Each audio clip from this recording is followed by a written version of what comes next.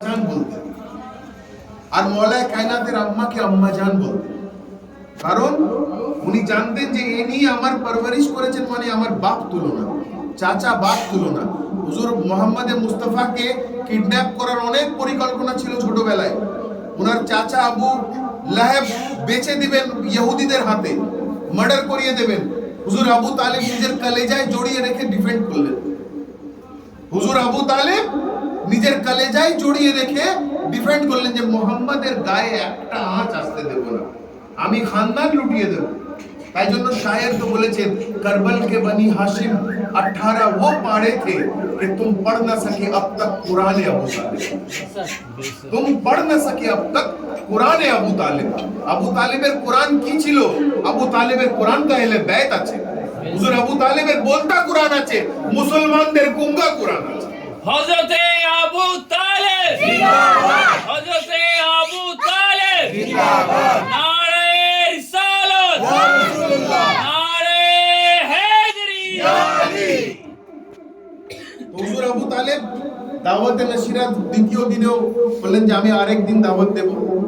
পরের দিনে আবার হুজুর আবু তালেব দাওয়াত দিলেন, আবার লোক এলো, আবার লোক খেয়ে হুজুর খাড়া হলেন খুতবা শোনাবার জন্য, আবার চলে যাবে। তখন 9 বছরের আলিয়ে মুর্তজা তখন খুঁড়ে দাঁড়িয়ে বললেন যে अगर कोई आपका বিরুদ্ধে দাঁড়িয়ে থাকে তো আমি আলী বলছি मैं उसका हाथ खुद तोड़ दूंगा। তো মওলা আলী সব থেকে আগে ইমানের পুখতগি দিয়েছে। মওলা আলী বচপনাতেই রাসূলের জন্য দাঁড়িয়েছে। মওলা আলী সেই দিন দাঁড়াবার জন্য মক্কাবাসী রাসূল করিমের খুতবা শুনতে বাধ্য হল। কে এত মাসুম বাচ্চা মুহাম্মাদের সাথ দিচ্ছে, তাহলে শুনেই নাও মুহাম্মদ কি বলতে চায়।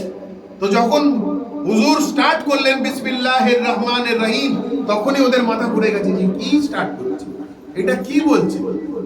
আমরা হুবুলকে পূজা করি, কাবার মধ্যে 360 বুতকে পূজা করি, আমার সাথে বিসমিল্লাহর কি সাথ আছে, ये तो बात समझ में नहीं आ रहा।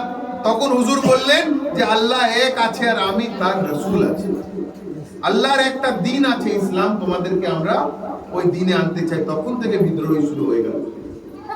আজ আপনারা মনে করেন সাহাবা সাহাবা সাহাবা, আজ আপনারা মনে করেন ইসলাম ইসলাম ইসলাম। ইসলামের বুনিয়াদ, সাহাবার বুনিয়াদ পুরো দুনিয়াতে যে ফেলেছে তার নাম হচ্ছে মওলায়ে কায়নাত।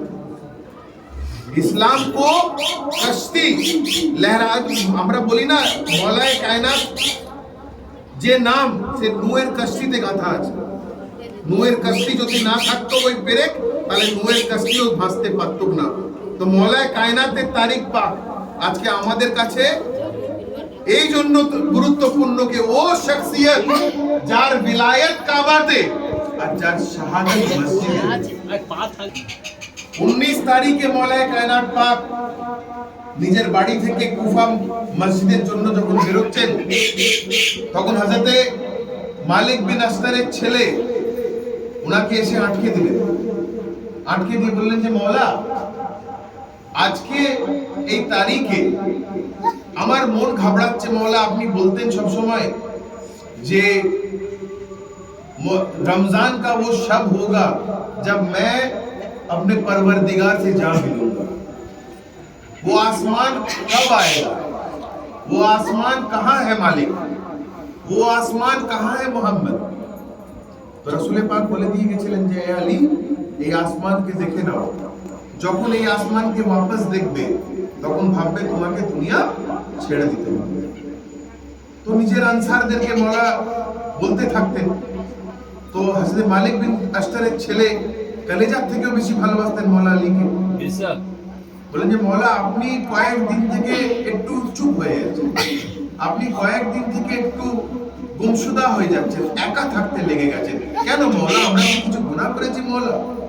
আপনি নিজেকে কামরা একা করে নিচ্ছেন, আপনি কাউকে ঢুকতে দিচ্ছেন না, কি হয়েছে মওলা, আপনি কিছু বলছেন না কেন? তখন হযরত মালিক বিন আশতারের ছেলেকে বলছেন যে আমাকে যা আমার কাজ আছে করতে দাও, তোমাদের যা কাজ তুমি করো। তখন উনি পুত্রে বললেন যে মওলা, আমি কিন্তু আপনার দরবার তাহলে ছেড়ে যাব না, আজকের রাত সারা রাত আমরা এখানে পেহরা দেব। তো মওলায়ে কায়নাত পাক এক মুহূর্তের জন্য বললেন ঠিক আছে, তুমি আমার উঠোনে বসে থাকো, ওখানে থেকে তুমি থাকো, আমাকে একা ছেড়ে দাও। তো উনি ওনার গেটের সামনে দাঁড়িয়ে পেহরা দিতে থাকলেন। হঠাৎ করে মওলায়ে কায়নাত পাক 19-এর রাতে ওনাকে এসে বললেন যে তোমরা এবার নিজের বাড়ি চলে যাও। ওনারা বলছেন যে হঠাৎ করে মওলা আমাদেরকে এমন অর্ডার দিচ্ছেন কেন যে তুমি বাড়ি চলে যাও? মওলায়ে কায়নাত পাক তো এরকম হুকুম দেন না, হঠাৎ করে আমাদেরকে কেন বলছে তুমি বাড়ি চলে যাও? যে না মওলা, আমরা থাকি না, আমরা ফজরের নামাজ পড়ে দিয়ে তারপরে আমাদের বাড়ি চলে যাব। মওলা বললেন না, আমার কেন কি জানি আমার ভালো লাগছে না, তোমরা বাড়ি চলে যাও, আমাকে একটু জায়গা একদম তানহা ছেড়ে দাও, আমার সাথে হয়তো কেউ দেখা করতে আসতে পারে, তোমরা আমাদের বাড়ি চলে চলো। তার মধ্যে একজন সাহাবা ছিলেন মওলার, যে বলেন তুমি কি বলছো, এতদিন রাত কাটালাম আমরা, এই আজকের রাতটা তুমি ছেড়ে দিতে যাচ্ছ? বলছেন আমি মওলার হুকুম হচ্ছে তো কি করবে, মওলা যখন বলছে তো চলে চলো। বলছেন আমার কিন্তু ভালো লাগছে না। তখন মওলা বলেন না তোমরা চলে যাও, আমি ঠিক আছে, যদি কোনো অসুবিধা হয় আমি তোমাদেরকে ডেকে নেব। তো ওনারা চলে গেলেন। মওলায়ে কায়নাত পাক একবার বেরোলেন, আসমানের দিকে তাকালেন, আসমানের দিকে তাকিয়ে দেখলেন যে উনি হঠাৎ করে ঘাবড়ে গিয়ে বলছেন যে ইয়া আল্লাহ, ये तो वही रात है जो मोहम्मद मुझे दिखाया, जो रसूल करीम ने मुझे वो रात दिखाया, तो क्या ये वही रात है? तो मौलाए कायनात पाक घाबड़े गিয়ে দেখছেন যে এই রাত কি ওই রাত? বলে উনি ভাবলেন যে ছেড়ে দিই, আজকে নামাজ পড়াই না, আজ আমি কাউকে বলে দিচ্ছি নামাজের অর্ডার দিয়ে আমি অন্য কাউকে আজকে নামাজ ছেড়ে দিই। হঠাৎ করে কামরার ভিতর থেকে বেরিয়ে আবার যেন মন বললো না, নামাজ আমি ছাড়বো না, যা যদি ওই রাত হুজুর বলে থাকে, मैं हुजूर के हुक्म पे वो बिस्तर में सो के भी जिंदा था, अगर हुजूर का हुक्म है तो ये रात ही में मैं जाऊंगा। সুবহানাল্লাহ। মানে रसूलेर प्रति मोहब्बत, मौलाए कायनातेर यकीन की, अपना रसूल को अपना ईमान से माना तो माना। अगर वो बिस्तर में रह के वो बोला कि ए अली ये बिस्तर पे सो जाओ और कल मुझे मदीने में मिलना, तो मुझे मारने का कोई हक नहीं है। और वो मोहम्मद ने मुझे अगर बोल दिया कि ये रात आ गई है और तुम्हें वापस आना है, तो यहाँ से भी मुझे पलट के जाने का कोई हक नहीं है। তখন উনি আবার অর্ডার দিলেন যে ঠিক আছে, তুমি যাকে আমি নামাজ পড়াতে বলেছি তাকে ফিরিয়ে ডেকে আনো, আমি নামাজ পড়াতে যাব।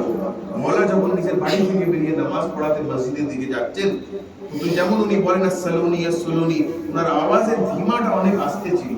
তখন দেখছেন যে মওলায়ে কায়নাত পাকের পায়ের সামনে পশু পাখিরা এসে আটকাচ্ছে, কেউ হাঁস এসে কাটা দিয়ে উঠছে, কখনো হাঁস এসে আটকাচ্ছে, কখনো বকরি এসে আটকাচ্ছে, কখনো পরিন্দারা আটকাচ্ছে। চারিদিক থেকে যখন থেকে যাচ্ছেন তখন দু সাইড দিয়ে পশুরা খালি আটকাচ্ছেন যে মওলা আপনি আজকে যান না, আমরা ইয়তীম হয়ে যাব, মওলা আজকে আপনি মসজিদ ছেড়ে দেন, আমরা ইয়তীম হয়ে যাব। মওলায়ে কায়নাত পাককে আটকাচ্ছে পশু পাখিরা। মওলায়ে কায়নাত পাক এগিয়ে গেলেন, মসজিদে কুফার মধ্যে যখন ঢুকছেন তখন মওলায়ে কায়নাত পাক দেখছেন এক কোণের মধ্যে আব্দুর রহমান ইবনে মুনজিল বসে আছে। মওলায়ে কায়নাত দেখছেন যে আব্দুর রহমান ইবনে মুলজিম এক কোণেতে বসে আছে। যখন দেখলেন আব্দুর রহমান ইবনে মুলজিমকে, মওলায়ে কায়নাত পাক বললেন কে আব্দুর রহমান ইবনে মুলজিম, তুমি ভালো আছো তো? মওলা কত বড় সাক্ষী দেখেন, নিজের কাতিলকে বলছেন এই আব্দুর রহমান তুমি ভালো আছো তো? আব্দুর রহমান তখন তলোয়ার তো ভিতরে লুকিয়ে রেখেছে। আব্দুর রহমান তখন তলোয়ারকে ভিতরে লুকিয়ে রেখে বলছেন, মাথা হিলিয়ে খালি এমন উত্তর দিতে ভয় করছে, মাথা রেখে উত্তর দিতে ভয় করছে। হঠাৎ করে ঘাবড়ে যাচ্ছে মালিক আব্দুর রহমান ইবনে মুলজিম, ঘাবড়ে যাচ্ছে যে মওলা আমাকে জিজ্ঞেস করলো কি ব্যাপার, আমি কি অ্যাটাক ছেড়ে দেবো, আমি কি অ্যাটাক ক্যান্সেল করে দেবো? কিন্তু তার সাথে ছিল আরো দুজন লোক, আর যেই তলোয়ার দিয়ে মওলাকে আঘাত করা হয়েছে সেই তলোয়ারকে 1 বছর বিষে ভিজানো ছিল, সেই তলোয়ারকে 1 বছর বিষে ভিজিয়ে রাখা ছিল। আর সেই পরিকল্পনা ষড়যন্ত্র করেছিল মুয়াবিয়া ইবনে আবু সুফিয়ান। সেই পরিকল্পনা করে ওই তলোয়ারকে ভিজিয়ে রেখেছিল আর বলে দিল যে আজকে রাতে আব্দুর রহমান ইবনে মুলজিমের হাতে দিয়ে দিবে, ও আলীকে কতল করার জন্য প্রস্তুতি নিচ্ছে। তো যখন মসজিদে কুফার মধ্যে মওলায়ে কায়নাত পাক ঢুকলেন আব্দুর রহমান ইবনে মুলজিমকে, তখন উনি বললেন যে তুমি ভালো আছো? আব্দুর রহমান বেগায়রত, নালতি, জাহান্নামী, মাথা থেকে হ্যাঁ হ্যাঁ খালি দিলেন। মওলায়ে কায়নাত পাক তখন বললেন আমি নামাজ পড়াতে যাচ্ছি, আপনারা সাফে দাঁড়িয়ে যান। মওলা কায়নাত পাক নামাজ পড়াবার জন্য নামাজের মুসাল্লাতে দাঁড়ালেন, নামাজ পড়ালেন, সিজদা দিলেন। ডান দিক থেকে একটা আঘাত হলো, লাগলো না।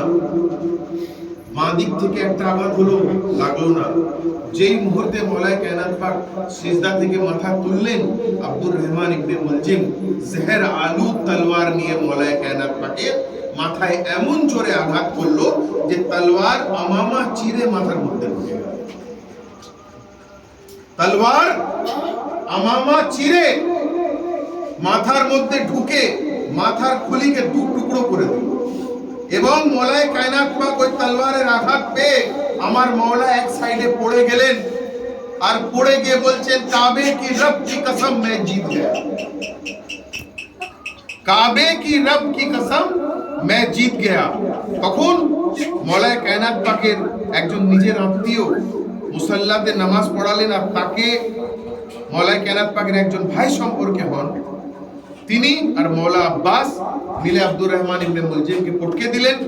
আর পটকে দিয়ে তাকে মার্ডার করতে যাচ্ছিলেন, কিন্তু মওলা কায়নাত পাক সেই আহত অবস্থায় বললেন যে আব্দুর রহমান ইবনে মুলজিমকে কেউ আঘাত করবে না। ইয়া মওলা, ইয়া মওলা, আপনি কি সাকিয়ে কাউসার, আপনার কাছে কি রহমতের দরবার। সে মওলা কায়নাত মাথায় তলোয়ারের আঘাত, আব্দুর রহমানকে বলছে কেউ আঘাত করবে না, আব্দুর রহমানকে ছেড়ে দাও। আব্দুর রহমানকে নিজের কাছে ডাকলেন, ডেকে বলছেন, মওলা কায়নাত, এই আব্দুর রহমান ইবনে মুলজিম, আমি কি তোমার ভালো বন্ধু ছিলাম না? এই আব্দুর রহমান, আমি কি তোমার ভালো বন্ধু ছিলাম না? তখন আব্দুর রহমান কাতারে কেঁদে গেল, ইয়া মওলা, আমার ভুল হয়ে গেছে, আমাকে ক্ষমা করে দেন। কাঁদতে লাগলো, মওলা কায়নাত পাকের পা ধরে। মওলা কায়নাত পাকের জন্য শরবত আনা হলো, যে মওলার মাথা থেকে কাতারে রক্ত বেরোচ্ছে, কাতারে। মুসাল্লা রক্তে ভিজে গেছে, মুসাল্লা রক্তে ভিজে গেছে।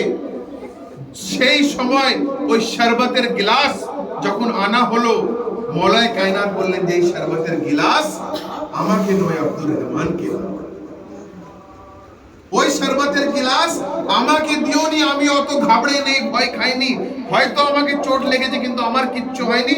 ও আমার থেকে বেশি ভয় করছে, ওকে শরবত পেশ করো। ও আমার থেকে বেশি ভীতু হয়ে আছে, ওকে আগে শরবত দাও, ওর গলা শুকিয়ে গেছে। তো রহমতুল্লিল আলমিনের ভাই কি রহমতুল্লিল আলমিন নয় ভাই? ও তো ওই রক্ত যা রাসূল আছে তাই আলী আছে। আঘাত পাওয়ার পরেও আজ আমাদের হুজুর পাকের রহমতের দ্বারাই আমরা চিনতে পারি যে মওলা আলীর রহমত কেমন হবে, হ্যাঁ কি না? আমার হুজুর পাকের রহমত দুশমনের জন্য যা রহমত, দোস্তের জন্য তাই রহমত। তো হুজুর পাকের রহমতকে দেখে আমরা চিন্তা করতে পারি যে মওলা আলীর রহমত কি হবে। তাকে আব্দুর রহমান ইবনে মুলজিমকে শরবত পেশ করালেন মওলা আলী। শরবত পেশ করাবার পরে হুকুম দিলেন যে আমি আলী ইবনে আবি তালিব হুকুম দিচ্ছি, লিখে নাও, আমি যদি বেঁচে যাই তো আব্দুর রহমান ইবনে মুলজিমের কি শাস্তি দিতে হয় আমি ফয়সালা নেব। তার আগে কেউ ওকে আহত করবে না, ওকে কেউ কয়েদি করবে না। রমজানের মধ্যে রোজাদারের যা যা ফরজ করতে হয় সব ওর জন্য করো। ওকে ভালো খাওয়াও, ওকে ভালো পোশাক দাও, ওকে ভালোভাবে রাখো, ওকে কোনো কষ্ট দেবে না, ওকে কোনো কষ্ট দেবে না। কারণ মওলা কায়নাত পাক জানতেন যে আব্দুর রহমান ইবনে মুলজিমের পিছনে যে হাত আছে সে হচ্ছে মুয়াবিয়া ইবনে আবু সুফিয়ান। মুয়াবিয়া ইবনে আবু সুফিয়ান যখন ফতোয়া দিয়ে দিয়েছিল যে মুয়াবিয়া মরে গেছে, মুয়াবিয়া মরে গেছে, মুয়াবিয়া মরে গেছে, তখন ওর নিজের খবরিকে দিয়ে খবর নিয়েছিল যে খবরটা একবার আলীকে দাও, আলী কি বলে শুনো। মওলা আলী বলে দিয়েছিলেন যে মুয়াবিয়া অত জলদি মরবে না, যতক্ষণ না আমার দাড়িকে খুনে লাল করে দিচ্ছে, যতক্ষণ না ও আমার দাড়ি, উনি মওলা কায়নাত পাক নিজের দাড়িকে ধরে বললেন जो ये दाढ़ी को जब तक वो खून से आलूद नहीं करेगा तो वो मरदूद मरेगा नहीं। তো সেই মুয়াবিয়ার পরিকল্পনা মওলা আলী আহলে বাইতের উপরে আজও চলছে। এই তারিখ পাকে আজকে আমাদের सब থেকে বড় তারিখ পাক কেন মানি আমরা জানেন मुहर्रम से भी बहुत बड़ा तारीख है गम का मुहर्रम से बहुत बड़ा गम का तारीख কেন আজকে ইমামैन यतीम হয়ে গেল সৈয়দা জৈনব यतीम হয়ে গেল সৈয়দা জৈনবের একটা নওহা আমরা আজকে পড়ি না कि बाबुलदा जेटा पढ़ो कि सैयदा जैनब का ये एक बार मुझे दिखा दो अब लौट के बाबा नहीं आएंगे दोबारा वो लाइन टा बोलो तो देखो जैनब ने कहा फिर मुझे एक बार दिखा दो चांद सा चेहरा वो चांद सा चेहरा फिर मुझे एक बार दिखा दो ওই মঞ্জরটা কি ছিল জানেন যখন মওলায়ে কায়নাত পাকে জানাজা তোলা হচ্ছে তো ইমাম জৈনব ইমাম হাসান আর হুসাইনকে সৈয়দা জৈনব উনি বললেন যে भैया আপনি একবার আমার আব্বার চেহারা দেখিয়ে দেন क्योंकि जो चेहरा आज मैं देख लूंगी वो और नहीं देख पाऊंगी तो सैयदा জৈনব কেঁদেছিলেন ইমামে কেঁদেছিলেন যে আজ আমরা ইয়তীম পরিকল্পনা নয় ইয়তীম হয়ে গেলাম আমার হুজুর পাক বলেন না যে শবে বারাতে কেউ আসে লোক বলে যে এ হয় ওসব কিছুই নয় ভাই কিছু নয় যে দুনিয়া থেকে চলে যায় ও কিয়ামত আর ময়দানে হাশরের আগে আর কোনো মুলাকাত হবে না তো সৈয়দা জৈনব তো ওই বাড়ির মেম্বার যে বাড়ি থেকে জিবরিল আলাইহিস সালাম খাদ্য নিতেন तो उन्हें जानते हैं कि दुनिया में हम आए हैं और इस वक्त से लेके मैदान हशर तक जो मुलाकात होगी वो आखिरी मुलाकात होगी मौला पाकेर बेटी हमारे हुजूर पाकेर नानी जान मौला पाक के जिज्ञेस करलेन अब्बा जान अपनी दुनिया থেকে पर्दा নিচ্ছেন क्या मेरी आपसे कभी मुलाकात हो पाएगी तो मौला पाक बोलें जे नहीं ये और मुलाकात बीच में कभी नहीं होगी और कोई मुलाकात बीच में नहीं जो होगी अभी आखिरत के मैदान में इंशाल्लाह मिलेंगे जरूर मगर आखिरत के मैदान में इसके बीच में कोई मुलाकात नहीं होगी तो এই জন্য আমি আপনাদেরকে বারবার বলি এই দুনিয়া হচ্ছে আমাদের পরীক্ষার একটা কেন্দ্র আমরা এই দুনিয়াতে যা করে নেব আর মাঝের মধ্যে কোনো সওয়াল জবাব হেন তেন জান্নাত জাহান্নাম কিছু না যা হবে আখিরাতের ময়দানে আল্লাহ যদি আবার আমাদেরকে তুলে তো আমরা উঠব আল্লাহ ফয়সালা নেবেন জান্নাতি করবে না জাহান্নামী এটা পরের কথা কিন্তু দুনিয়াতে আমাদেরকে জিহাদ ও যুদ্ধ করে বাঁচতে হবে কারবালা আমাদের সবথেকে বড় প্রমাণ দুনিয়াতে লড়ে বাঁচো দুনিয়াতে লড়ে নিজের তাকতের সাথে ইলমের সাথে বাঁচো যা ফয়সালা হবার দুনিয়াতে হবে দুনিয়ার পরে আর কোনো ফয়সালা নেই তাই তো जो फैसला दुनिया में এই বলে আমি আমার বক্তব্য শেষ করছি আজকের তারিখ পাক কালকে আমাদের দুপুরবেলায় একটা কথায় মজলিস হবে তাই তো